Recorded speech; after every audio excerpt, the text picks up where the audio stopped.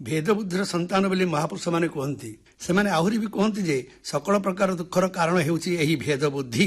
अहंकार हेउची एपरी भेद बुद्धिर मूल। आ समस्त प्रकार सुखर मूल हेउची अभेद भाव। शरीर द्वारा नुहे किंतु जदि बुद्धि द्वारा अभेद भाव स्थापित हो पारे तेबे प्रत्येक अथवा समस्त प्रति समबुद्धि हो पारे। कथा हेउची अहंकार को मारिबा अति कठिन कथा। अहंकार उपरे विजय लाभ करबा दुष्कर। विवेक द्वारा ममता को हुए तो नाश करा जाय पारे हेले अहं भाव को नुहे। यदि आत्मकल्याण मार्गी समर्पित लोक निजर मोपणिया प्रभु को अर्पित कर दिए तेबे ईश्वर कृपा करिथांती।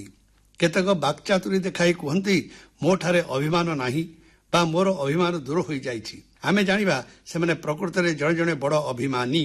अभिमान नाही कहवा अर्थ अभिमान ही अटे। अहंकार व्यवहार एपरी होइथाय जहा फल देवता ज्ञानी पुरुष भक्त और अन्य समस्त अमाप कष्ट भोग करने को पड़े। अन्य को कष्ट देवा अर्थ पाप गुड़िए अर्जन करवा।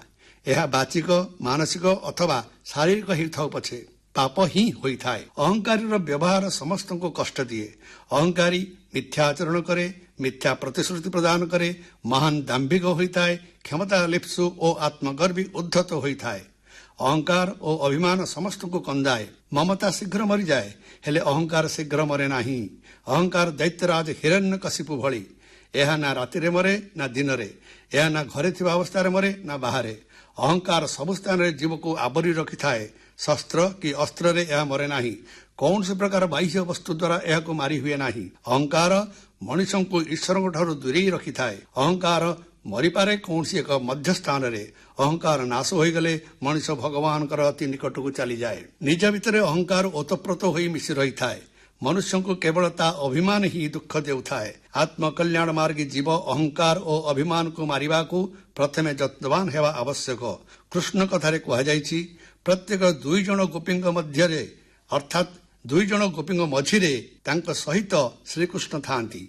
गोपी अर्थात वृत्ति। ठीक से भली आमे जदि दुई वृत्तिर मझिरे श्रीकृष्ण को स्थापन करि पारिबा तेबे अहंकार नाश होई जिवो। गोटिए वृत्ति शेषरे अन्य वृत्तिर आरंभ हुए। प्रत्येक वृत्तिर आरंभ रे अच्युत को स्मरण करि पारले अहंकार नाश होई जिवो। गोटिए संकल्प समाप्त हेबा परे और द्वितीय वृत्ति उत्पन्न हेबा पूर्वरु जदि अच्युत को स्थापन करि पारिबा तेबे आमर अहंकार नाश होई पारिबो। प्रत्येक इंद्रिय मिलन जे पर्यंत परमात्मा सहित होई नथिबो से पर्यंत अहंकार सक्रिय रूपे रहिथिबो। पुरुष ठाकुर स्मरण तन्म हो जाइथिबो, अन्य कौन प्रकार भेदर अस्तित्व नथिबो तेबे निश्चय अहंकार मृत्यु हो जाई पारिबो। ज्ञान पाइबा आहरण करने सुलभ सहज हेले जे पर्यंत अहं और ममता नष्ट होई नथिबो से पर्यंत ज्ञान शोभा पाए नाही कि तथाकथित ज्ञानी कौन हित करे नाही। तथाकथित ज्ञानी माने अहंकारी और दाम्भिक होइतांती। एमाने खूब लंबा लंबा उपदेश हित कथा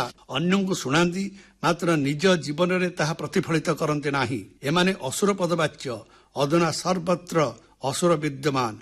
एबर एक छोटिया दृष्टांत। जनकर पुओटीए थिला। पुओटी मरीगला।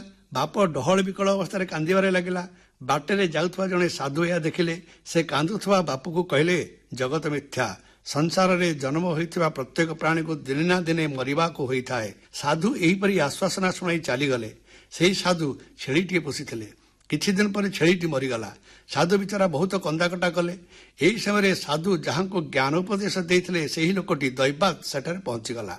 साधु अज्ञान परि कांदुथिबा देखि लोकटी पचारला महाराज आपण कहीं कांदुछंती? आपण परा मते ज्ञान उपदेश देइथिले। साधु कहले अरे पुओ थिला तोर एबे ए छेड़ीटा मला। निजर केही मले दुख लागिबा कथा ना नहीं। वैराग्य और भक्तिर अभाव रे ज्ञान अनुभव हुए नाही।